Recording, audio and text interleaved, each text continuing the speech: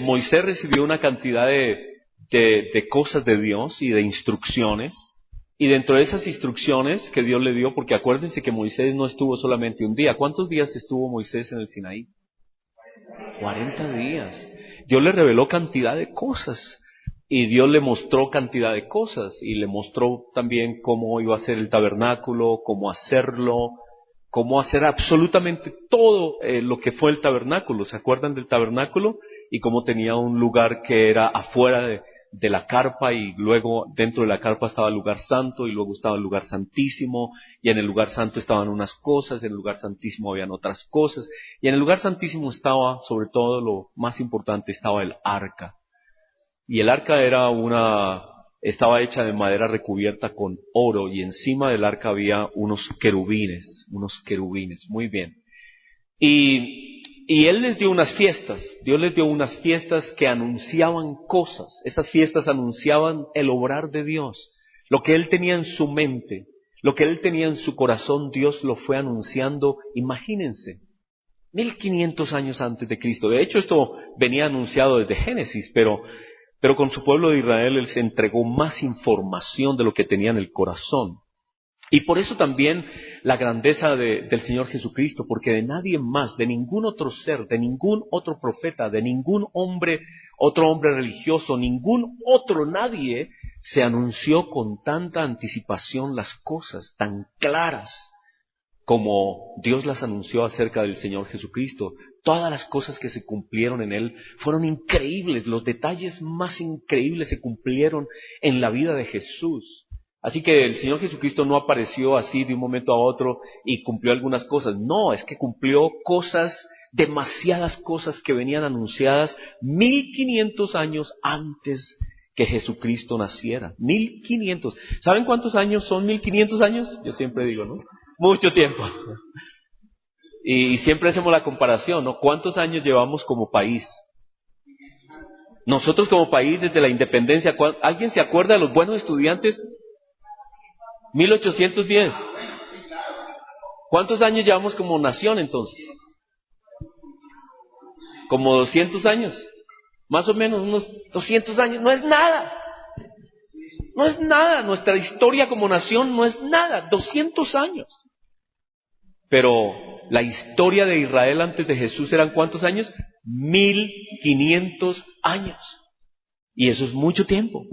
Y Cristo había sido anunciado 1500 años antes en todas estas cosas. Y hoy vamos a recordar una de las cosas que Dios había revelado a su pueblo. Dios les dio fiestas, les dio la Pascua, les dio los panes sin levadura, les dio Pentecostés, les dio trompetas, les dio expiación, les dio fiesta de tabernáculos y el último gran día. Y todas estas fiestas tenían un significado. Y hoy vamos a ver, porque tiene que ver con lo que ha pasado, con lo que ha sucedido en el sacrificio de Jesucristo, lo que pasaba el día de expiación. El día de expiación. ¿Alguien sabe un poquito del día de expiación? Vamos a comenzar leyendo en el capítulo 23 de Levítico. En el capítulo 23 de Levítico, Dios reveló las asambleas santas, lo que ellos llamaban reuniones santas anuales. Ellos debían reunirse en esos días. Y Dios reveló que en el mes séptimo del calendario de los hebreos, no nuestro calendario, no era en el mes séptimo de nuestro calendario, sino en el mes séptimo del calendario hebreo, judío, que nosotros ya no guardamos hoy, ya no lo seguimos hoy. Pero en el calendario de los hebreos, que Dios les había dado a ellos, les dijo que en el séptimo mes, en el día 10º del séptimo mes, sería la fiesta del día del perdón, que hoy los judíos lo llaman Yom Kippur, el Yom Kippur, el día del perdón. ¿Se acuerdan qué pasó en Israel el Yom Kippur de 1940 y algo, 46, después de que les dieron esa tierra a ellos? Ellos estaban ayunando y vinieron todos los enemigos y los querían sacar, y ellos ganaron esa guerra y se apropiaron de cantidad de cosas en la guerra del Yom Kippur. Muy bien, los judíos todavía guardan esta fiesta y sin embargo no han entendido el significado de esa fiesta. Los judíos, el pueblo de Dios, que dicen ser el pueblo de Dios, no han entendido todavía el significado de esta fiesta, que todavía celebran ellos. Los judíos celebran Yom Kippur, todavía hasta nuestros días. Todavía, claro. Es una de las grandes fiestas de Israel, Yom Kippur. Y Yom Kippur significa el día del perdón. Celebrarán una fiesta solemne en honor al Señor y ayunarán. Así que era el día del ayuno. Dios les perdonaba, ellos ayunaban. Ellos ayunaban, Dios les perdonaba. Pero había un rito que se hacía, algo que se iba a hacer ese día. Dice, y le presentarán ofrendas por fuego, es decir, pasadas por fuego, a Dios. Ese día no harán ningún trabajo, porque es día del perdón. Era un día de descanso, como llaman, Shabbat o sábado, día del descanso. Los días del descanso no eran solamente los días séptimo, no era solamente el sábado, sino que podía caer cualquier día. Si se decretaba que ese día era un día de descanso, era un día Sabbat, o Shabbat, o sábado. Así fuera martes, ¿sí? Muy bien, entonces ese era el día del perdón, y ese día se hará expiación por ustedes ante el Señor su Dios. Ese día se hará expiación. Ahora, ¿qué es expiación? ¿Qué es expiar? Antes de eso, como primero anuncia aquí, dice ayunarán. Ayunarán, de pronto la palabra nos ayuda un poco, no es muy buena la explicación, pero ayuda un poco a entender. Ayunarán, hay uno. Dios quería hacer a su pueblo uno con Él. Que nada se interpusiera. Ellos no tenían que cocinar, ellos no tenían que hacer nada ese día de labores de cocinar porque Dios era su alimento. En el ayuno se está proclamando que nuestro alimento es el Señor. Él es quien realmente nos alimenta, Él es nuestro pan de vida, Él es la fuente de la vida que tenemos. No es el pan que comemos, no es el chocolate y los huevos, que muy ricos. ¿Quiénes comieron huevos esta mañana? Yo comí huevos. Pero eso no es, realmente eso no es, eso alimenta nuestra carne. Pero Él es nuestro alimento de vida eterna. Él es. Y entonces ayuno era, háganse uno conmigo, seamos uno, hay uno, y hagan a un lado todo lo que impida esa relación conmigo. Y entonces el pueblo se debía dedicar exclusivamente a buscar a Dios ese día. En ayuno, hay uno. Y luego, entonces, de entender un poco el propósito del ayuno, la expiación. ¿Qué era la expiación? En hebreo la palabra es kiper, que significa borrar, cubrir. Significa cubrir. Yom Kippur significa el gran perdón, cubrir muchos pecados. El gran perdón. El día de la expiación es el día del gran perdón, es decir, donde los pecados de todo el mundo, son perdonados. Y aquel día iba a suceder algo increíble, y es que los pecados de toda Israel eran perdonados. Ahora, ¿ustedes creen, pregunta, que todos, infinitamente todos, absolutamente todos, incluidas las mujeres, los niños, todo el mundo estaba en una actitud de arrepentimiento ese día? ¿Qué creen? No. Digamos que hubieran algunas personas, digamos que la mitad de la nación realmente estuviera comprometida. Digamos que la mitad de la nación hiciera un ayuno fervoroso y pidiera ese arrepentimiento y vinieran de verdad acongojados por su pecado. La verdad es que las Escrituras muestran que Israel era un pueblo duro, difícil, rebelde, que siempre estaba criticando, siempre estaba renegando, siempre se estaba rebelando y siempre estaba echando pestes contra Moisés y contra todo el mundo, y porque nos trajo, y porque nos sacó, y porque no nos da agua, y queremos carne, y era un pueblo tenaz. El Moisés estaba ya sacando la mano, ¿no? Hasta Dios mismo dijo, Moisés, déjame acabar con ese pueblo de una vez, y yo comienzo una nación contigo. Y Moisés dijo, no, Señor, no lo hagas. pero era un pueblo de esos que le sacan a uno la piedra. Digo yo, en términos de hoy, es para que me entiendan. Entonces, lo hermoso de la expiación es que va a haber un sacrificio por el perdón de todos a pesar de la rebelión del pueblo. A pesar de que el pueblo no era perfecto, a pesar de que el pueblo era rebelde, de todas maneras Dios iba a extender su gracia a causa de lo que se iba a hacer en el templo, o más bien en ese tiempo en el tabernáculo, al comienzo. Muy bien, iba a haber un gran perdón. Levítico 16:6 es donde explica todo lo que se hacía ese día. El día del perdón, del gran perdón, el Yom Kippur, el día del ayuno, el día de la expiación. Todo comenzaba con que Aarón mismo, primero que todo Aarón mismo, tenía que purificarse, tenía que presentar una ofrenda por él mismo. Así que lo primero, antes de comenzar toda su labor, Aarón, que era el sumo sacerdote, él debía presentar unos sacrificios por él mismo. Dice, hará reconciliación por él mismo y además por su casa. ¿Qué quería decir esto? ¿Qué quería decir esto? Que él, como sumo sacerdote, para poder hacer este rito, debía ser perfecto, debía ser limpio. Lo cual quiere decir y significaba que el sumo sacerdote, que es el Señor Jesucristo, es perfecto. Él es perfecto para hacer lo que Él hizo. Santo, justo, perfecto e inocente. Ese es el Señor para nosotros. Así que Dios, lo primero que quería decirnos es que el sumo sacerdote no podía entrar así como Él quería, no. Y no podía entrar todo el tiempo, no. Solamente podía entrar el día de expiación, una vez al año, al lugar santísimo.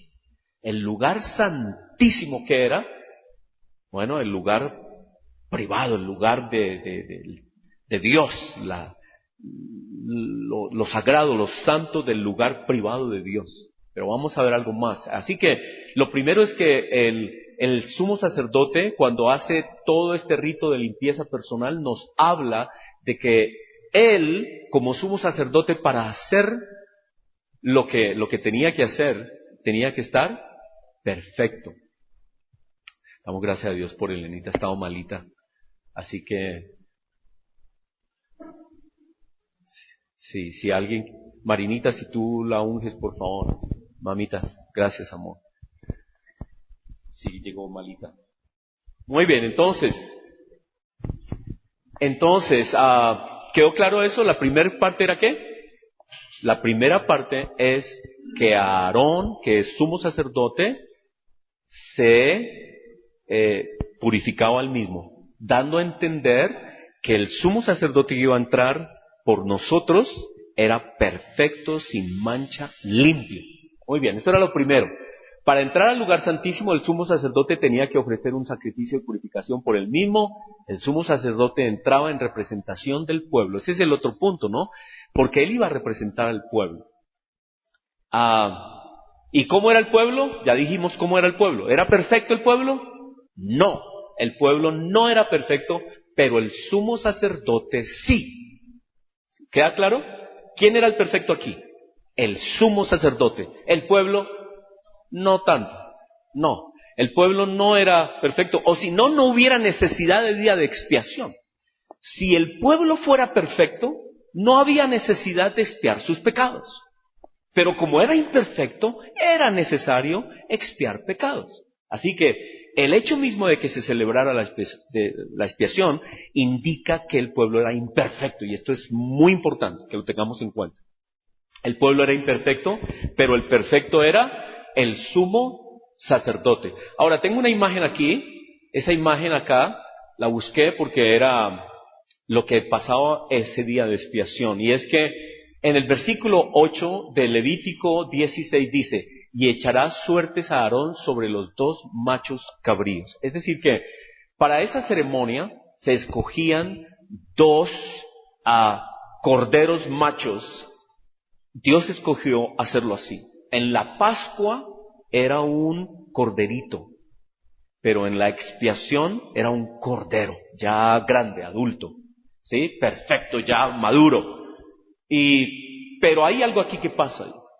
Lo que pasa es que el sacerdote no escoge cuál es el cordero, cuál es el macho cabrío para la expiación. Y de aquí salió este término de, ¿cómo es? El chivo expiatorio. ¿Se acuerdan del chivo expiatorio? Es de acá. La gente cuando habla del chivo expiatorio no sabe que está hablando algo profundamente bíblico. El chivo expiatorio nos hace pensar en ¿qué? Que alguien inocente paga ¿por quién? Por el culpable. Muy bien. Entonces, estamos bien sencillos, ¿no? Es bien sencillo. Chivo expiatorio es una persona, o en este caso un animal inocente, que paga por la culpa de otros. ¿Sí? Que algunas personas se han rebelado contra eso y dicen, no, eso es injusto. Y verdad es injusto. De verdad es injusto. Pero el primer punto es que los sacerdotes y el sumo sacerdote no sabía cuál de los dos escoger. Tenían que echar unas suertes. El Tumín y el Urín se llamaban, ¿no? Eran una especie de dados que ellos tenían. Eso ya no se hace. Naturalmente, eso era del antiguo pacto. Pero allí Dios mostraba cuál era el cordero que él quería. Lo cual quería decir lo siguiente, que no es de nosotros, no es del ser humano, escoger el sacrificio apropiado por sus pecados, sino que es Dios el que ha escogido el cordero por el pecado. ¿Y por qué quería dejarnos eso tan claro? Porque es lo mismo que pasó en Génesis. En Génesis, cuando Adán y Eva pecaron, ellos mismos, Adán y Eva ellos mismos escogieron cubrirse con hojas de parra, dice ahí. ¿Cuáles son las hojas de parra? ¿Las de la vid? ¿Las de la uva? Esas hojas, pues deben ser bien grandes, ¿no? No muy... ¿Tapan lo suficiente? Muy bien. Con 5 bien cositas. Arregladas. Bueno, el asunto es que ellos tomaron estas hojas, Adán y Eva tomaron estas hojas y se quisieron cubrir. De hecho, se las pusieron y se cubrieron. ¿Aceptó Dios eso? No. ¿Qué significan estas hojas de parra? Significan los esfuerzos del hombre por cubrir su pecado. Todo esfuerzo del hombre por cubrir sus pecados es insuficiente. No es suficiente. Así usted suba a Monserrate, así usted suba de rodillas, así usted suba en los 2 dedos de las manitas, como quiera subir a Monserrate, no es suficiente. Y si usted ayuna 3 días, 4 días, 5 días, 6 días, si usted se muere de hambre, no es suficiente. ¿Sí? ¿Está claro eso? Es decir, que Dios dijo, su obra y sus actos para querer justificar su pecado no son suficientes. Yo soy, dice Dios, el que determina qué es suficiente. Yo determino cuál es el cordero que quita el pecado.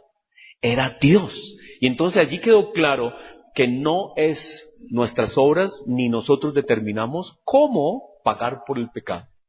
No es con dinero, no es haciendo ofrendas de dinero, no es haciendo ofrendas de nada. Ya vamos a ver qué es entonces. Bueno, ¿qué es? De una vez la respuesta es creer en el Cordero escogido. Eso es. Dios determinó que la manera de perdonar el pecado de las personas era por fe en el Cordero escogido. Y Él escogió el Cordero. No lo escogimos nosotros y nosotros no podemos hacer nada allí. La humanidad se rebela contra Cristo porque dicen, ay, pero ¿qué? ¿Solamente en Jesús hay salvación? ¿Y por qué no hay salvación en otra cosa? ¿Y por qué entonces no puede haber salvación en mi religión, en el Islam, o en Buda, o en las religiones hindúes? O ¿por qué no hay salvación? Sencillo, fácil, porque Dios determinó que es solo en Jesús, punto, y nos toca creer. Entonces es un tema de fe, de creerle a Dios. Y cuando una persona dice, no, es que yo quiero que mi salvación, no vale. No, puede que usted tenga las mejores intenciones y muy altruista, usted muy lindo, muy querido, no vale, no es suficiente. La obra que usted haga no es suficiente. Así que esa parte era muy importante para nosotros hoy. Ellos no entendían a veces por qué, ahora nosotros lo comprendemos. Ellos simplemente hacían el rito. Echaban las suertes y entonces Aarón decía, este es el cordero que Dios escogió, y ese era el que hacían el que tomaban para la expiación, para el sacrificio. Ese era el cordero inocente que iba a morir por los culpables, y por eso se llama chivo expiatorio. Cristo era el chivo expiatorio por la humanidad. Muy bien, entonces dice, versículo 15 del capítulo 16 de Levítico, después degollará el macho cabrío en expiación. Así que había un macho cabrío, o sea, había un cordero que era el cordero de la expiación. Ese cordero que era el escogido por Dios, no por Aarón, ese cordero entonces lo sacrificaban. Lo sacrificaban afuera, allá donde se hacían los sacrificios. Si ustedes tienen en mente cómo era el tabernáculo, fuera de la carpa había un lugar de los sacrificios. Allá era donde se sacrificaba ese cordero. Y luego entonces el sumo sacerdote tomaba parte de la sangre, una gotica de la sangre de ese animal sacrificado, la llevaba en alguna redoma, en alguna cosa, la llevaba adentro, y él, amarrado con un hilito, por si alguna cosa pasaba, porque si el sacrificio no era aceptable delante de Dios, él podía morir en el lugar santísimo, y como nadie podía entrar, entonces que lo pudieran jalar y lo pudieran sacar. Entonces él entraba con las vestiduras que Dios le había dicho, que eran todas blancas.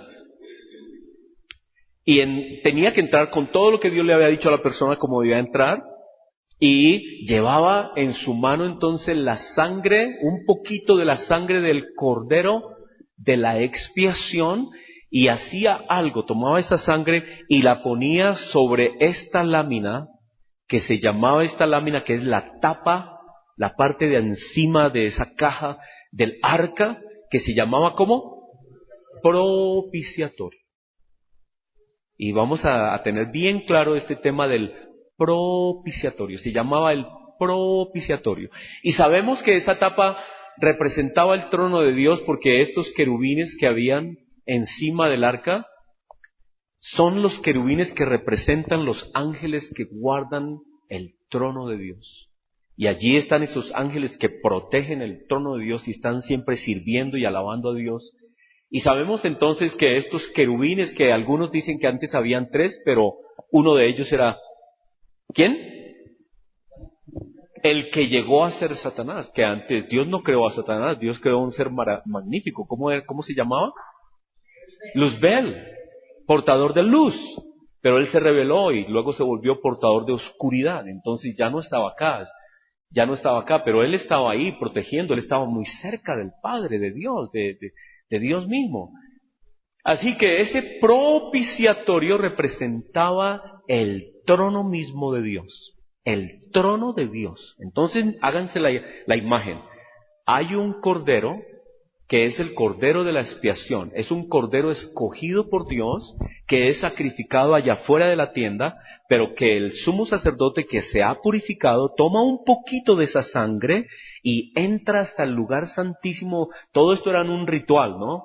No era que entraba ahí como, no, era con una dignidad y todo bien hecho, todo preparado y todo el mundo afuera y todo el mundo, ¿no? Y si ustedes vieron aquí hay ¿cómo se llama esto? Un cuerno, sí, pero lo llamaban un shofar, el shofar. Y esto tiene un símbolo importante, porque el shofar está ahí. Muy bien, el asunto es que ese era la representación del trono de Dios, el propiciatorio. Así que el sacerdote entra con esa sangre, con una gotica, no es un baldao de sangre, no, entra con una gotica de esa sangre, y la lleva y la pone de una manera como ritual, ¿no? Como con todo ese ritual que ellos tenían, la pone sobre el propiciatorio. Y allí algo espiritual sucede, el símbolo de todo. Muy bien, vamos a verlo ahorita un poquito mejor. El asunto es que miren lo que hace. Después degollará al macho cabrío en expiación por el pecado del pueblo y llevará la sangre detrás del velo adentro y hará de la sangre como hizo con la sangre del becerro y la esparcirá sobre el propiciatorio y delante del propiciatorio. Es lo que, ¿no? Como así, la ponía sobre el propiciatorio. Así purificará el santuario ¿a causa de qué? A causa de las impurezas de los hijos de Israel, de sus rebeliones y de todos sus pecados. Así que, imagínense otra vez entonces, un sumo sacerdote limpio porque ha dado un sacrificio por él mismo, que ha entrado al lugar santísimo con la sangre del chivo expiatorio, la ha puesto sobre el propiciatorio. ¿Para qué? Para el perdón de toda la nación. Y ahora aquí esto es importante. De todos. ¿Por qué? Porque todos habían pecado. Todos habían pecado. Y cuando salía el sacerdote, entonces era señal de que Dios había aceptado todo el rito. El sumo sacerdote había salido vivo. Y Dios había aceptado todo el rito. ¿Qué quería decir? El pueblo era perdonado. El pueblo había sido perdonado. Y entonces, después de toda la ceremonia, se tocaba el shofar. Ahí era cuando sacaban el cuerno, ¿no? Y todo el mundo decía, ¡ah! ¡Perdonados! Sí, hemos sido perdonados un año más. Y gozaban y se daban la alegría de haber sido perdonados, y terminaba el Sabbat, terminaba el día de descanso, ya sobre la tarde terminaba el Sabbat. Muy bien. Israel no podía entrar por sí mismo, nadie podía entrar por sí mismo. Esta es otra cosa importante que habla de lo mismo que hablamos ahora. Nadie puede entrar al Padre a pagar por sus propios pecados. No, Dios lo devuelve y dice, no, ¿y usted qué hace aquí? ¿Usted cree que usted puede pagar por sus propios pecados? ¿Qué le pasa? Es a través solo de Cristo, es a través solo del sacerdote, solo a través del sumo sacerdote. Su sacrificio no es suficiente, ni siquiera mi propia vida es suficiente para pagar por mí. Porque yo no me puedo dar vida a mí mismo. Es decir, si yo me muero, me morí. ¿Sí me entiendes? Si yo entrego mi vida y se acabó todo para mí. Pero a través de Cristo tenemos resurrección. Tenemos vida. Él pagó y nos da vida. Muy bien. El propiciatorio entonces era la tapa del arca, y toda el arca estaba forrada en oro, símbolo de la pureza y la santidad. El propiciatorio representaba el trono mismo de Dios. Allí Dios era. ¿Por qué se llamaba propiciatorio? Porque Dios otorgaba gracia. ¿Merecía Israel ser perdonado? No. ¿Merecían ellos alguna cosa? Sí. Sí, alguna cosa sí. ¿Qué merecían? La muerte, ¿cierto? Era lo que merecían. Pero la gracia era pasar por alto el pecado. ¿Merecían qué? Castigo. Israel merecía ser castigados por sus rebeliones, por sus pecados, por todas estas cosas, rebeliones, pecados, impurezas que ellos cometían. Y sin embargo, la gracia de Dios los limpiaba y les daba vida. Muy bien. Esa es el arca, ¿no? Aquí vemos un poco esa majestad de cómo había sido hecha y toda cubierta de oro. Ahora veamos cómo todo lo que hemos visto ahora lo explica el libro de Hebreos. Hebreos dice, aquí ven la imagen del Señor Jesucristo y digamos que es como una representación artística de la obra de Cristo en el cielo, en el trono mismo de Dios. Así que vamos a hablar de lo que Cristo hizo en el propio trono de Dios. Dice así, Hebreos 9:24 dice, porque no entró Cristo no entró en el santuario hecho de mano. ¿Cuál era el santuario hecho de mano? El tabernáculo, ¿sí? Él no entró a alguna cosa física. Todas esas cosas eran símbolo de algo. Figura, dice, este santuario era figura del verdadero. Sino en el cielo mismo. O sea que el santuario verdadero era ¿quién? El cielo mismo. Donde está el trono de Dios, donde vive el Padre, el creador de todas las cosas, el que sustenta todo. Cristo entró allá. Y lo que hacía el sacerdote en el Antiguo Testamento con el tabernáculo era figura de lo que Cristo iba a hacer. Así que Cristo entró en el cielo mismo para presentarse ahora por nosotros ante Dios. ¿Cómo era Él? ¿Cómo era el sumo sacerdote? Cristo Jesús, ¿cómo era? Perfecto, santo, humilde, inocente. Él es el chivo expiatorio. Él es el chivo expiatorio. ¿Qué quiere decir? Un ser inocente que paga por los culpables. Por los culpables. Ahora, ¿quiénes eran los culpables? ¿Quiénes somos los culpables? ¿Quiénes son todos? La humanidad. Así que Cristo, que este es el debate, hay un debate tenaz porque a veces, hoy estaban pasando en el Nuevo Continente un programa que grabamos la semana pasada de 1:30. Grabamos un programa de 1:30 sobre el tema de la expiación y la propiciación. Y lo que yo alcancé a notar es que hay algunos pastores que les da durísimo entender que Cristo murió por toda la humanidad y que su gracia está sobre toda la humanidad. ¿Por qué? Porque ellos consideran que Dios está airado contra las naciones.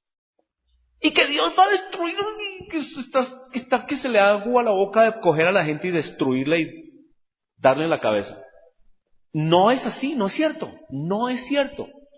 Porque Cristo entró por las rebeliones, los pecados, las impurezas de la humanidad.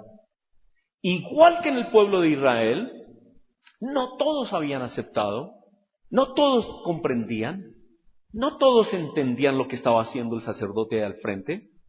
Y sin embargo, ese sacerdote, Dios aceptaba la sangre de ese cordero de expiación por todo Israel. Por todo Israel. Y uno dice, ¿por todo Israel? También por ese de allá, no, ese no ayunó. Sí. Claro que si lo pescaban y no ayunaba, ¿cuál era la consecuencia? Según la Escritura, debía morir. El que no ayunaba, se moría, según la ley del Antiguo Testamento. Pero algunos, yo no sé, yo me acuerdo de mis hijos, ¿no? Que no estoy por aquí ninguno. Nosotros ayunábamos el día de expiación. Nosotros seguíamos estas normas, durante muchos años las seguimos. Pero los muchachos siempre encontraban la manera para no ayunar, y uno no sabía. ¿No te pasó con tu hijo alguna vez, Francis? No sé, bueno. El asunto es que había muchachos en nuestra iglesia que ellos sabían que venía el día de expiación y les daba durísimo porque nosotros decíamos, todo el mundo debe ayunar, los niños también. Ay, pero un niño chiquito, ¿cómo lo vamos a poner a ayunar? Que no sabe qué. No se va a morir, tranquilos. ¿Es cierto? Pero los muchachos escapaban por ahí de algún momento a otro y de pronto es que estaban por aquí untados y me decían, a ver, ya que hermano, ya. Habían quebrantado la ley y todo. Pero ellos recibían perdón, igual que todo el mundo. Así que Israel, no todo el mundo era perfecto el día del ayuno, pero el perfecto era el sumo sacerdote. Y el sacrificio que Dios aceptó era el sumo sacerdote y la sangre de la expiación a favor de Israel. Igual con Cristo, esto debe estar claro en nosotros. El sacrificio de Jesús fue perfecto por toda la humanidad. Por toda la humanidad. ¿Qué quiere decir? Que Cristo ya no ve, ya no odia a las personas. Cristo no tiene ira sobre el mundo. Dios no quiere vengarse del mundo. De hecho, las Escrituras nos dicen que Él quiere que todos los hombres se arrepientan. Todos se arrepientan y vengan a Él. El sacrificio ya está pago. Vengan, acérquense. ¿Qué hace usted lejos?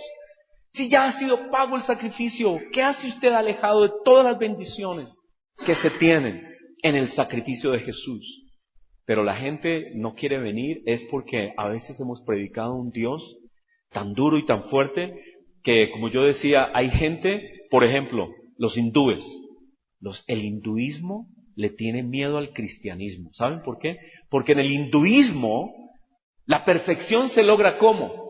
¿Cómo se logra la perfección en el hinduismo? Por las muchas reencarnaciones. Y no importa, eso se llama el samsara. El samsara es el devenir, el ir y viene y va, y viene y va, pero ahí va, ¿cierto? Y entonces a veces 2 pasitos para atrás, a veces 1 para adelante, a veces 2 para adelante y 1 para atrás, pero ahí va. Y algún día, ¿saben qué dicen? Que se requieren hasta 20,000 reencarnaciones para llegar donde es. Pero van a llegar. ¿Sí me entienden? Van a llegar. Entonces tienen algo de esperanza. Y aunque están equivocados, tienen algo de esperanza. Pero ¿saben qué les da miedo?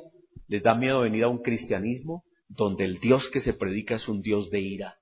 Es un Dios que está, usted me las paga, venga para acá. Y entonces un Dios torturador que va a tener a las personas eternamente sufriendo en el infierno sin posibilidad de morirse. Que eso es el colmo del torturador, ¿o no? ¿Qué hace un torturador? ¿Qué hace? Asegurarse de que la persona que está siendo torturada no se desmaye. Ese es el torturador, bueno, es ese, ¿cierto? El que mete la agujita así por debajo de la uña y a uno, ¡ah! Pero uno no se cae, uno no pierde el conocimiento. El torturador es el dentista, ¿no? Que no le pone a uno anestesia y comienza y la cabeza a uno le hace y uno, ¡ah! Y cuando le toca a uno el nervio, le ha tocado, a mí me ha tocado, ¿no? Yo como tengo dientes de aguepanela, no crecí con leche sino con aguepanela, entonces me toca ir mucho al odontólogo y eso es tenaz. Algunas personas creen que Dios es un Dios que está esperando eso de la humanidad, y entonces los hindúes dicen, no, yo no quiero nada que ver con ese Dios, un Dios que odia a la gente. Tenemos que cambiar nuestra idea, porque Dios se revela como un Dios de amor. Él es un Dios de amor que ama a la humanidad. Y los que van a ir finalmente y van a escoger el infierno son personas a los que Dios ama, pero ellos no quieren nada que ver con Dios. Eso ya es otra cosa. No es que Dios los odia, sino que Dios los ama, pero ellos no quieren nada que ver con Dios. Es como un hijo rebelde. Un padre ama a su hijo, pero si el hijo es rebelde y terco no hay nada que hacer. Pero no es que Dios odie, no, Dios ama, Dios quisiera que esas personas no estuvieran allá. Así que es otra visión, es otra manera de ver las cosas. Así que Cristo Jesús entró al lugar santísimo y dice así, entró al cielo mismo para presentarse por nosotros y no para ofrecerse muchas veces como entra el sumo sacerdote en el lugar santísimo cada año, pero ahora en la consumación de los siglos, Cristo se presentó una vez para siempre por el sacrificio de sí mismo para quitar de en medio el pecado. Y Juan nos dice cuál pecado y de quién. ¿El pecado de quién? Dice Primera de Juan 2:2. Él es la propiciación, es decir, Él es el sacrificio aceptado por el Padre. El sacrificio que el Padre aceptó. Él es el Cordero aceptado por el Padre. Él es la propiciación por nuestros pecados. Y póngale cuidado a esto, porque no es la única escritura, pero es la que escogí. Dice, y no solamente por los nuestros, sino también por los de todo el mundo. ¿Quiénes son ahí los nuestros? La iglesia. La iglesia. Aquí Juan está diciendo, Él es la propiciación por nuestros pecados, nosotros la iglesia. Él es la propiciación por todos nuestros pecados, pero no solamente por los nuestros, sino por los de todo el mundo. Si la gente supiera que Cristo ya pagó por ellos, si la gente supiera que el sacrificio de Jesús ya está hecho por ellos, que no hay una ira de Dios sobre ellos, sino que Dios está diciéndole, ven, ¿qué haces alejado? Ya ese sacrificio ha sido aceptado. ¿Qué le corresponde a la persona hacer? ¿Qué nos corresponde? ¿Qué le corresponde a la humanidad hacer cuando ya todo ha sido hecho por el sacerdote, el sumo sacerdote perfecto, que hizo todo perfecto a nuestro favor? ¿Qué nos corresponde a nosotros? Creer Creer. Por eso la salvación es por fe. Es por fe. Y a la gente pues le parece demasiado simple eso, ¿cierto? ¡Qué simpleza! Pero ¿saben qué? Hay gente que se rebela contra eso. Dice, no, ¿yo por qué voy a creer? No, se revela. No le gusta la fe, no le gusta A otros se escandalizan de que la gracia sea tan grande. Otros dicen, pero a ver, ¿cómo así? ¿Así nomás? ¿Creer nomás? Sí, nomás. ¡Wow! ¿Así de fácil? No, hay que ponerlos a ayunar. hay que castigarlos. Pongámosles algo que lleven, que sufran. Vamos a ponerlos a subir a Monserrate cada 8 días. ¿No? ¿Quién hizo los primeros viernes? ¿No? Yo los hacía con mi mamá, yo me acuerdo. ¿Ah? Sí, yo hacía los primeros viernes. Mi mamá todavía se acuerda. La otra vez íbamos, hace poquito íbamos en el carro y me decía mi mamá, no sé por qué pasamos por, sí, porque íbamos para Choachí y pasamos por Monserrate, y mi mamá miró así y dice, ay, me acuerdo, ¿se acuerdan, mijo? Yo sí, me acuerdo. Lo levantábamos tempranísimo que vamos para Monserrate, y yo, no, ¿y es por qué no? Es que es primer viernes, no. Ya iban a llorar y a pagar sus culpas, y antes que han quitado un poco ese misticismo que había allá porque cubrieron al Señor caído. Se han subido a Monserrate, han ido a Monserrate.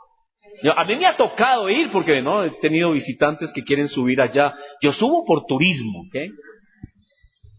Pero de todas maneras me di cuenta que ya lo cubrieron todo, porque la gente era tan supersticiosa que con los besos y la saliva estaban contagiándose de todas las enfermedades de todos los demás, pero estaban dañando todo, hasta la piedra se estaba derritiendo de babas de la gente. Pero la gente iba y dejaba sus babas allá, y bueno, y todo eso ha ido cambiando. Ya uno no puede tocar al Señor caído, ¿no? Dice. Así que ese es el ser humano. El ser humano quiere hacer las cosas a su manera, pero es por fe, exclusivamente por fe. No más, porque no se requiere nada de nuestra parte, porque todo ha sido hecho perfecto por Cristo Jesús. Él lo hizo. Y todo eso fue hecho ¿en dónde? ¿Dónde fue hecho? ¿Dónde fue hecho? En el cielo. El Evangelio nos dice que la obra de aceptación de la humanidad no fue hecha aquí en la cruz, aunque esa sangre fue tomada al cielo. Igual que el sacerdote tomó la sangre de la expiación y la llevó adentro. Cuando Cristo muere aquí en la cruz, Él luego lleva su sangre al cielo. Es allá donde es aceptada, y el Padre extiende la gracia a toda la humanidad por esa sangre de la expiación.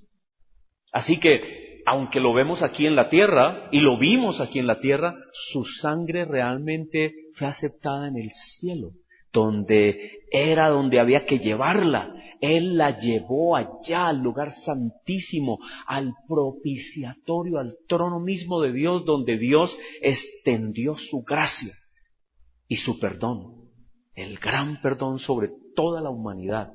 Y eso es lo que nosotros celebramos, y por eso estamos tan contentos. El Evangelio sucedió en el cielo. La obra de salvación fue en el cielo mismo, sin nuestra participación. ¿Cómo así? Así como Israel no podía entrar, nadie podía entrar en el lugar santísimo, solo el sacerdote podía entrar, solo el sacerdote, nadie más. El que se metiera ya moría. ¿Por qué? Porque no era el sacrificio escogido. El Evangelio nos habla de que el único escogido por el Padre era su propio Hijo, y ellos lo determinaron así. Y esa expiación se llevó a cabo en el cielo mismo, en el trono mismo de Dios. Y Dios lo hizo así para que nadie dijera, ay, es que yo subí al cielo y pagué por usted. No. O pagué por mí mismo. No, nadie puede ir al cielo a pagar por sus propios pecados. Nadie, ninguna obra sobre esta tierra tiene aceptación en el cielo.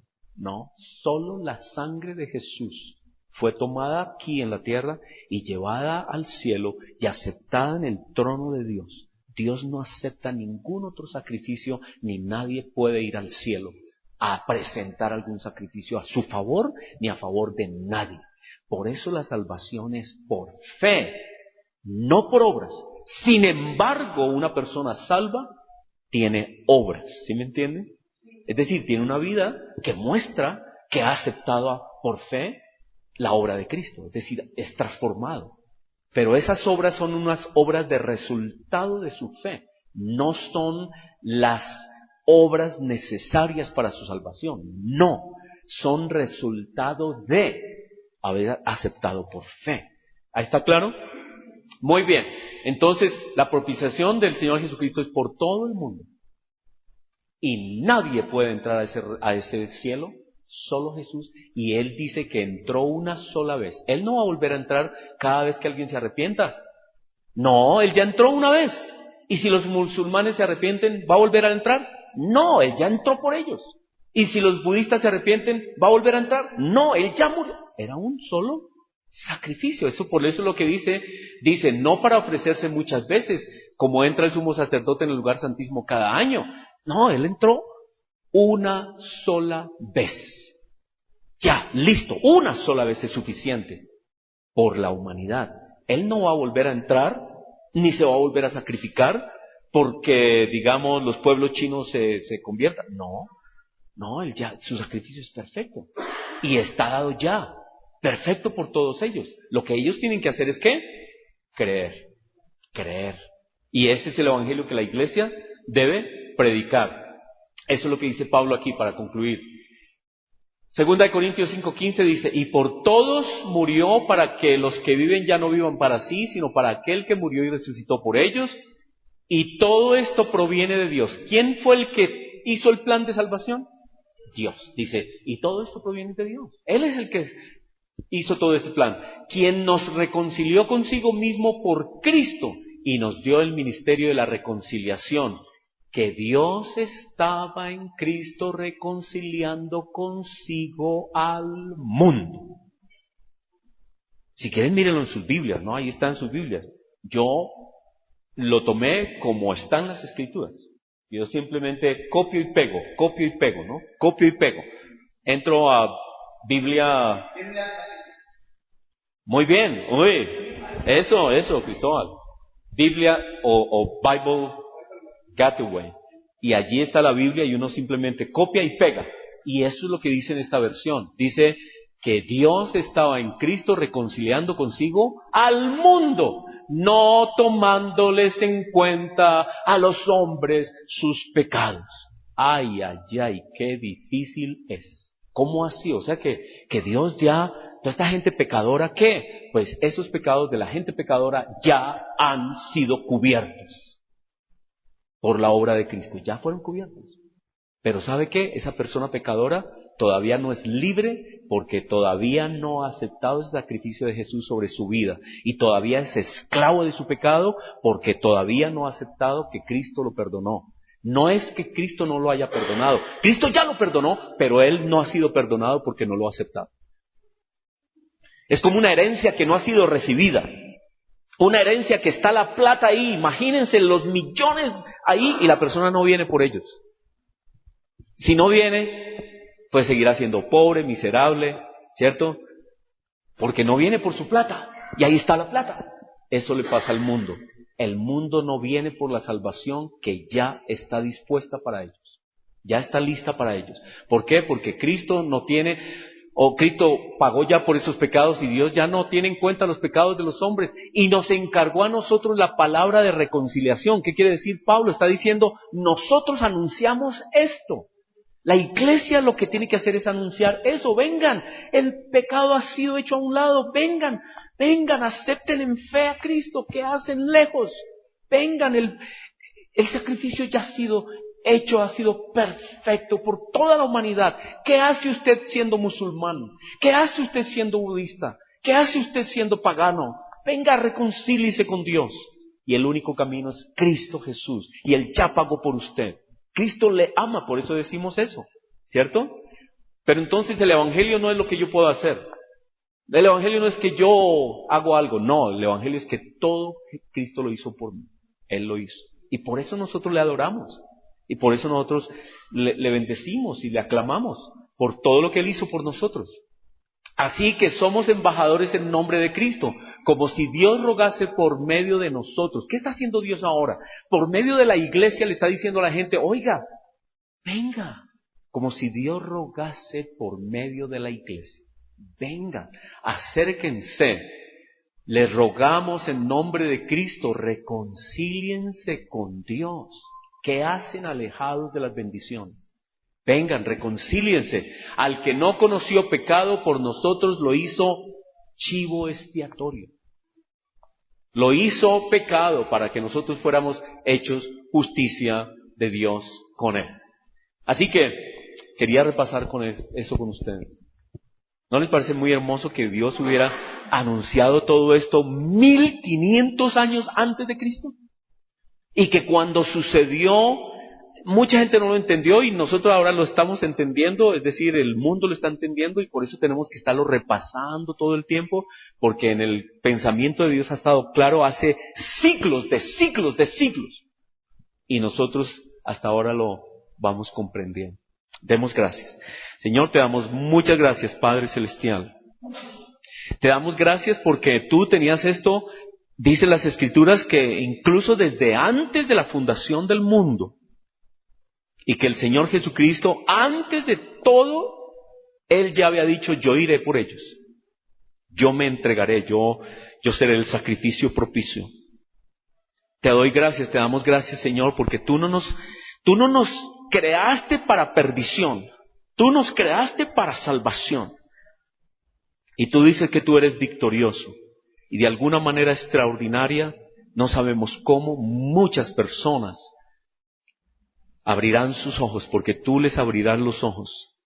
Y muchos van a venir y muchos van a conocer tu obra. Y muchos sabrán de tu expiación y de la gracia del Padre sobre la humanidad. Y hoy, Señor, en este día, te pedimos, Señor, que aunque hay tantos ritos, y la gente está involucrada en tantos ritos, muchos ritos de miedo, muchos ritos de cuidado, que no toques, no mires, no hagas, no pises. Menos mal que ha ido pasando un poco, pero era esa la mentalidad en los días de Semana Santa, que ellos y el mundo entero y todos tus hijos entiendan que tú eres un Dios de amor, y que el sacrificio ha sido hecho, ha sido pagado. Que nosotros debemos hoy celebrar.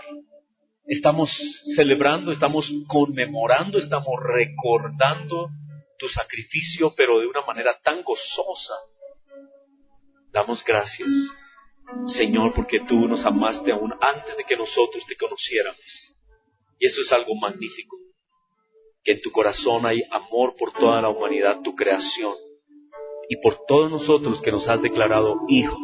No hay nada más hermoso que saber que tú, Padre mío, Padre nuestro, nos amas. Y que el sacrificio del Señor Jesús es suficiente para perdonar todos nuestros pecados. Por gracia. Por eso te alabamos, Señor. Gracias, Señor. Gracias. Gracias, Señor. Santo eres. Santo. Santo, santo. Gracias, te alabamos, te adoramos. Te alabamos, Señor, te adoramos. Amén, amén.